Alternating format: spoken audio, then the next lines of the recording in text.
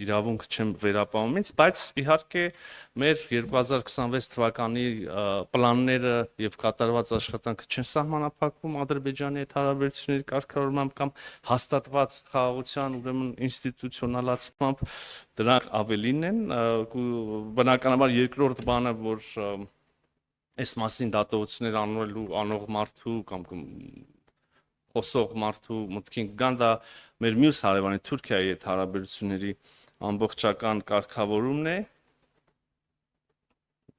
Պետք է նշեմ, որ մենք շատ ինտենսիվ երկխոսություն ունենք Թուրքիայի մեր գործընկերների հետ, սկսած ամենաբարձր մակարդակից վարչապետ Փաշինյան, նախագահ Էրդողան եւ մեր մշտական ներկայացուցիչները եւ արտաքին գործերի նախարարները եւ արտաքին գործերի նախարարությունների թիմերը եւ նաեւ մյուս գերատեսչություններ եւ շատ դրական եմ գնահատում եւ ինքս պետք է լավատեսություն հայտնեմ այս երկխոսության կապակցությամբ, հուսով եմ, որ առաջիկայում մենք այս ուղղությամբ շատ շոշափելի արձանագրումներ, ձեռքբերումներ եւ պայմանավորվածություններ ձեռք կբերենք։ Այմիջալոց վերադառնալով մի կտոր կա, որ այնուամենայնիվ բաց թողեցի եւ կուզեի ասել Հայաստան-Ադրբեջան կարգավորման վերաբերյալ, մշտապես հարց է հնչում, թե որն է այնուամենայնիվ, երբ որ տեսնում եմ, որ պայմանավորվածությունները անխոցելի են, երբ որ տեսնում եմ, որ տեքստը անխոցելի է, այդ թվում պայմանագիր եւ այլն, մշտապես հարց է բարձրացվում, որ որն է այնուամենայնիվ երաշխիքը, որ այս ամեն ինչը կպահվի, կամ երաշխիքը, որ խաղաղությունը կշարունակվի, կամ երաշխիքը, որ ուրեմն ենթակառուցվածքները կբացվեն եւ այլն։ Երաշխիքը մշտապես երաշխիք ասելով մեր ենթագիտակցորեն, թեև նաեւ խոսքերի վերբալ մակարդակում մշտապես նկատի է առնվել որևէ երրորդ կողմի, շատ ուժեղ կողմի, կամ տերությունների, այսպես ասած, մեծ տերությունների ուրեմն ստորագրությունը կամ բանավոր երաշխիքը կամ որևէ ներկայություն գետնի վրա։ Ես պետք է ասեմ, որ եւ մեր օրինակը եւ կարող եք ինձնից ավել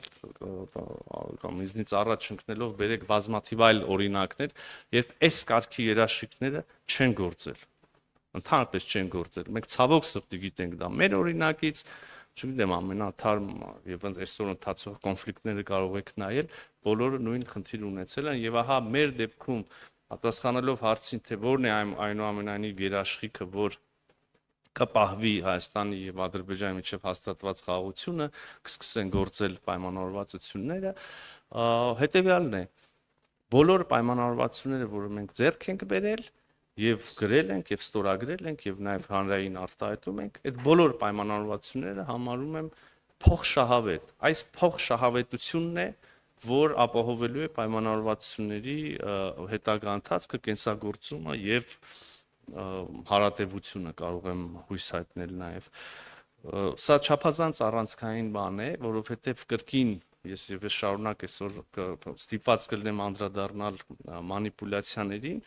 կա մի այլ մանիպուլյացիա, որ Ադրբեջանը ստացավ ամեն ինչ, Հայաստանը ստացավ ոչինչ կամ հանձնեց ամեն ինչ եւ այլն, այդ ընդհանուր նարատիվին ծանոթ եք հարգելի գործընկերներ, եւ Հայաստանը, չեմ էլ ուզում ասել մենք ինչ ստացանք, որովհետեւ ես չեմ դիտում եւ չեմ ուզում ներկայացնել ձեռքբերված պայմանավորվածությունները, մենք շատ ստացանք, իրենք շատ ստացան, այս բանի սին, անիմաստ եւ հին կոնֆլիկտային տրամաբանության ուրեմն լույսի ներքո,